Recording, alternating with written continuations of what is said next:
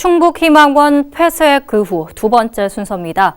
오늘은 각 시설에 전원 조치돼 뿔뿔이 흩어져 있는 아이들의 근황을 돌아보며 큰 상처와 아픔을 겪은 아이들을 위해 우리 사회의 남은 과제는 무엇인지 알아보겠습니다. 자세한 내용 임가영 기자가 취재했습니다. 시설 폐쇄 후 상처가 채 아물기도 전에 새로운 곳에 적응해야 했던 희망원 아이들.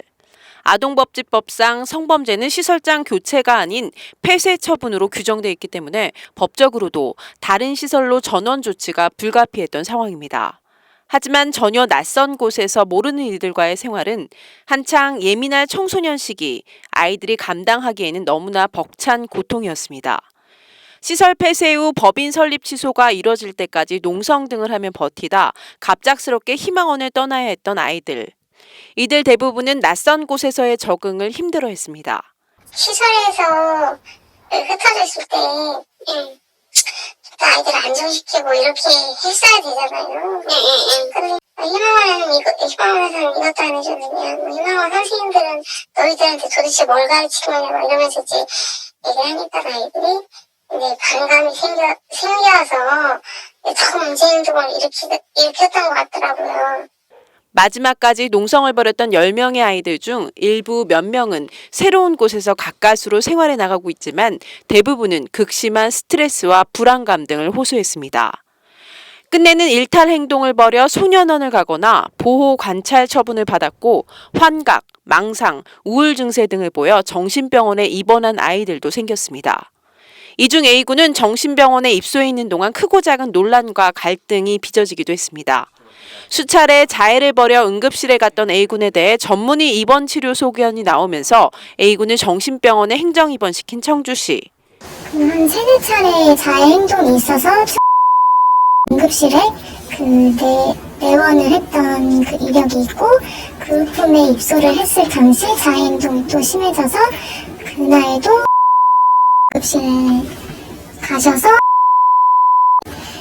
입원 치료 권유를 받고 청주의 정신병원에서 다른 지역으로 병원을 옮기게 되자 A군은 시와 그룹홈 시설장이 자신을 강제 입원시켰다며 지인 등에게 지속적으로 피해를 호소했습니다.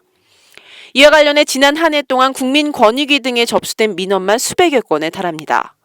그러나 청주시는 전문의 소견 등을 토대로 행정 입원 절차를 밟은 것이지 강제 입원은 절대 있을 수 없는 일이라며 A군과 맞는 병원을 찾기 위해 다각도로 노력했다고 밝혔습니다.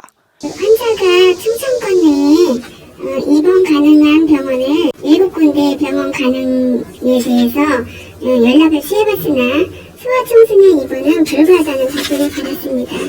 그래서 저희가 또 타 지역을 17군데를 전화한 결과 입원 가능하다는. 이 같은 논란 끝에 A군은 14일 입원 치료를 더 이상 하지 않아도 될 것 같다는 전문의 소견을 받아 곧 퇴원할 것으로 전해졌습니다.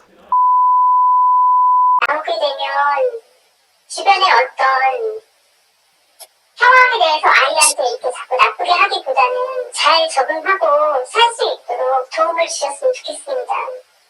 하지만 앞으로의 과제는 산더미입니다.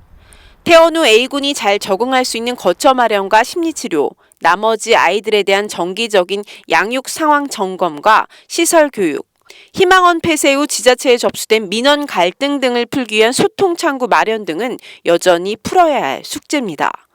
어른들의 잘못으로 빚어진 희망원 폐쇄, 그 상처와 고통은 고스란히 아이들의 몫이 된 가운데 이들을 돕기 위한 지자체와 교육기관, 보호시설 등의 위기적인 협조체제 구축 등이 시급해 보입니다. HCN 뉴스 임가영입니다.